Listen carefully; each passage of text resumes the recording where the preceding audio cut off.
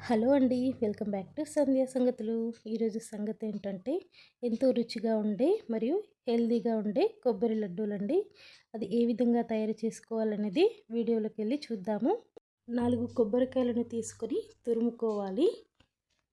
4 కొబ్బరికాయలకు నేను 250 గ్రామ్స్ బెల్లాన్ని కూడా తీసుకున్నానండి. బెల్లంలో కూడా ఐరన్ ఉంటుంది కాబట్టి పిల్లలకి చాలా హెల్తీ. బయట చాక్లెట్లకు బదులుగా ఇలా కొబ్బరి లడ్డూలను చేసి రోజు వాళ్ళ స్నాక్స్ కింద ఇచ్చామంటే చాలా హెల్తీ. పిల్లలు కూడా చాలా ఇష్టంగా తింటారండి. ముందుగా బాండి పెట్టుకొని 3-4 స్పూన్ల నెయ్యిని వేసుకొని ముందుగానే తురిమి పెట్టుకున్న కొబ్బరి తురుముని కూడా వేసుకొని గోధుమ కలర్ వచ్చేంత వరకు వేపుకోవాలండి.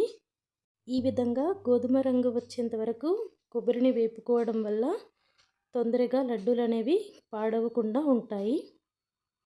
తరువాత ఇందులోకి ముందుగానే 250 గ్రామ్స్ బెల్లాన్ని తీసుకున్నాం కదండి, అది చిన్న చిన్న ముక్కలుగా కట్ చేసి పెట్టుకొని అందులో వేసుకోవాలి.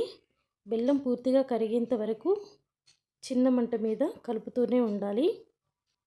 తరువాత ఇందులోకి 1/2 స్పూన్ అంత ఇలాచీ పౌడర్ని కూడా వేసుకొని ఒకసారి బాగా కలిపేసుకోవాలి. ఈ విధంగా మీరు కొబ్బరి లడ్డూలు చేసినట్టయితే 15 నుండి 20 రోజుల వరకు నిల్వ ఉంటాయండి.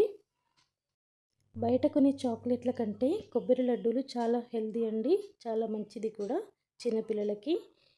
తప్పకుండా ఒకసారి ఈ విధంగా ట్రై చేయండి. వీడియో కనుక నచ్చితే లైక్ చేయండి, షేర్ చేయండి, సబ్స్క్రైబ్ చేసుకోండి. Thank you.